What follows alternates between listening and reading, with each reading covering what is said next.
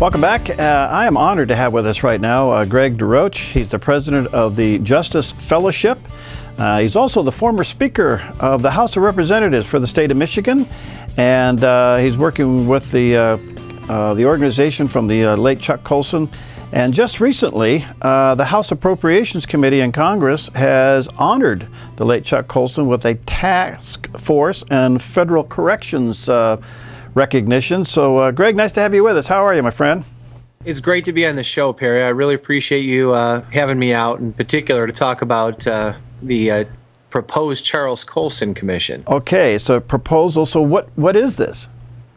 Well, what it is, if I could give a little bit of a background on it, I think a lot of your listeners, viewers, know about Chuck Colson and the impact he made in founding Prison Fellowship. Right. I'm the president of Justice Fellowship, what is an organization that Chuck Colson founded in 1983 after receiving a lot of requests from government leaders, recognizing that the criminal justice system that we have in America is a blessing from God, but it was also created by man, and it's riddled with flaws and errors and problems. And while Prison Fellowship does the work inside the walls, bringing the light there and the Word, Justice Fellowship could play a role in advancing Christian values in the political sphere, in the halls of the government, be it federal or at the state level.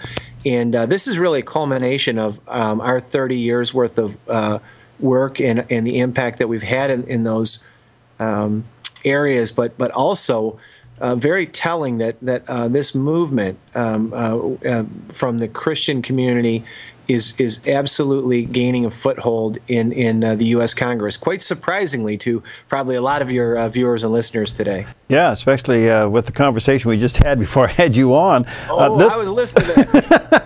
This is very, very encouraging. So where is it in the process?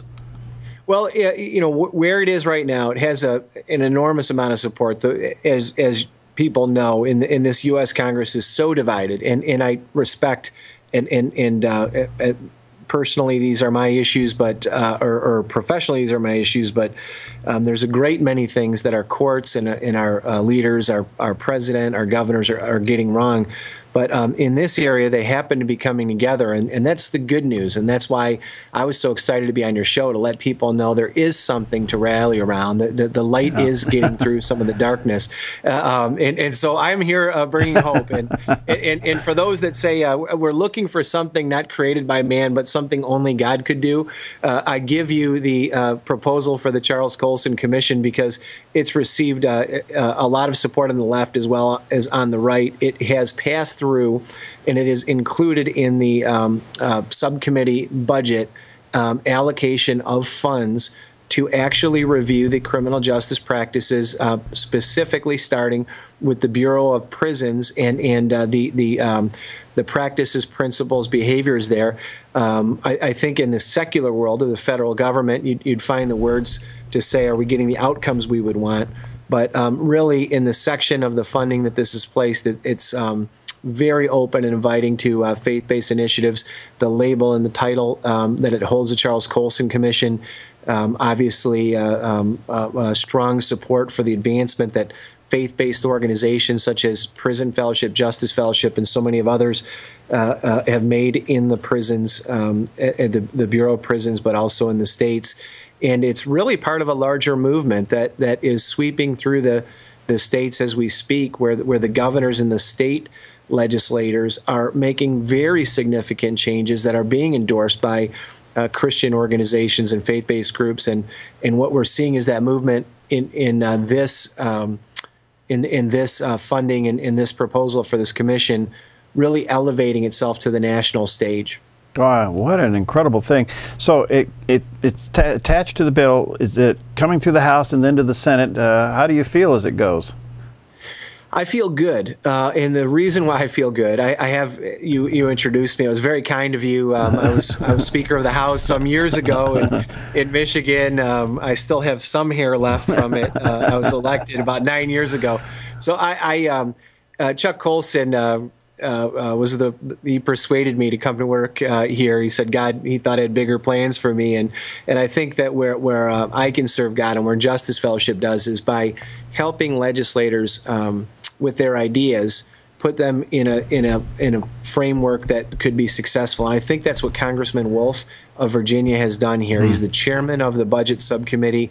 He's a great Christian and a very talented leader, and he's put this in a position where I believe that it is very viable through the Senate and through the administration. And at this point, and we're going to be asking your viewers and your listeners and others to come to justicefellowship.org, sign up for our engagements so we can let you know when the right time to be calling and reaching out to these people are. But there's a lot of support. We consider this to be extremely viable, and it's being embraced by the right and the left and the media as we speak. All right, again, that's justicefellowship.org.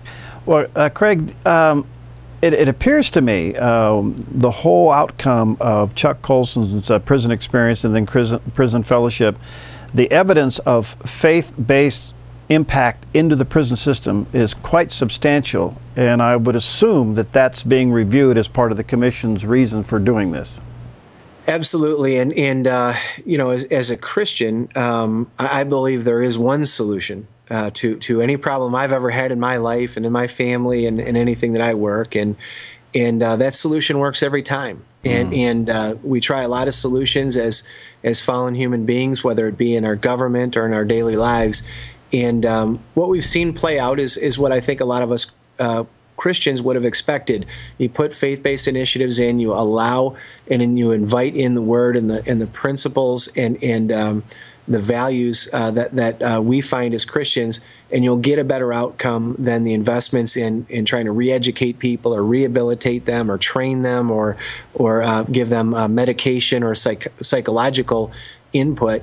And it's really the results that have driven the support. You know, I think that a lot of this started as pilots under Chuck's leadership, and it's taking hold because the results always back up the reason and the interest and the justification for pursuing this further, and that's what's going on. Do you think, because I've seen this question pop up on several occasions, that civil rights should be restored to nonviolent felons after they serve their sentence? As a Christian, that's something that I personally am very passionate about. I also Justice Fellowship works very hard on this with Governor McConnell in Virginia, taking a stand on this. If somebody does something wrong and they're told that they can never get back to good with the community, I think that keeps harm out there. When a crime is committed, it affects the criminal, the victim, and the community. And as a Christian, what I believe and what Justice Fellowship advocates is that that tear in the fabric of all three of those lives should be repaired to the best extent that it can be.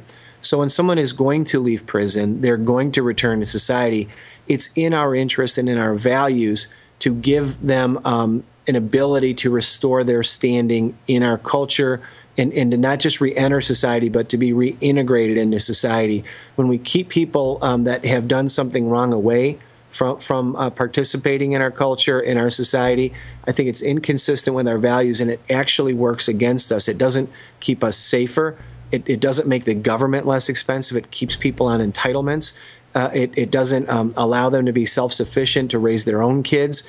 And we're actually, as hard as that one is for us, with a lot of people that we're mad at, you know, that's what, in our opinion, Scripture tells us to do. And when it's done, you see that people actually transform their lives and become better citizens, and in many cases, Christians. Well, total redemption.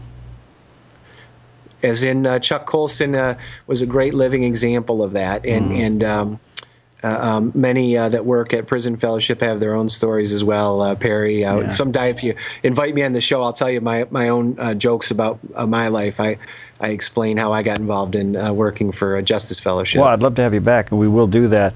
Let me just encourage you, we only got a minute or so left. justicefellowship.org, that's where they go, and they can stay up to date with what you're doing there, right? Absolutely. We send out newsletters. We send out calls to action. Legislative leadership in the U.S. Congress and in the governors and in the states very much appreciate and welcome the messages that come from our organization, because they're asking for us to help them develop the policy in the first place. So please come sign up for the lists. A lot of days, as in today, of all odd partnerships, U.S. Senator Lee and Senator Durbin are trying to redo the sentencing in a way that many faith-based groups are endorsing. And they've asked us to send letters in to the U.S. senators and let them know to support that measure as well. So please come and get on our lists. All right. In the meantime, when do you think the commission is going to be voted upon? Well, as we know, the president and the speaker continue to jostle and negotiate. I know that process has an indefinite time period, but we're prayerfully considering and hopeful that sometime in the next couple of months that this, because of the amount of support it has and that it is a renewal of other funds, that this will be approved. Well, we're certainly pulling for it. That's wonderful. Lastly, Craig, Chuck Colson's legacy, as it lives on, an incredible impact across our culture and across the entire nation with all of his books and writings, but even through the Justice Fellowship, correct? Yes.